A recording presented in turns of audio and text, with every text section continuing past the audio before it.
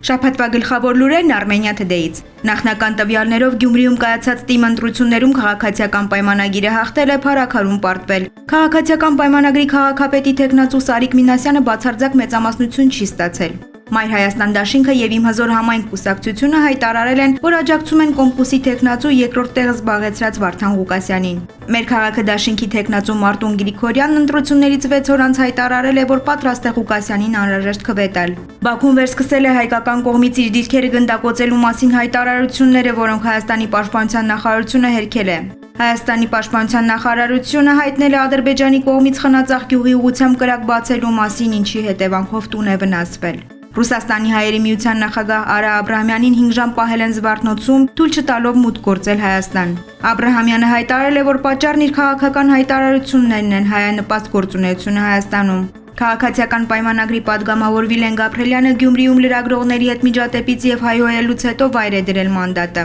Գործադիրը հավանություն է տվել զինծառայությունից եւ արժական հավաքից խուսափելու պատիժը երկարացնելու նախագծին։ Կառավարությունը մերժել է արցախցիների պահանջը եւ չի վերսկսել բնակարանների վարձերը փոխհատուցելու ծրագիրը։ ԱՄՆ-ն 10% մաքսատուրք է սահմանել Հայաստանի համար։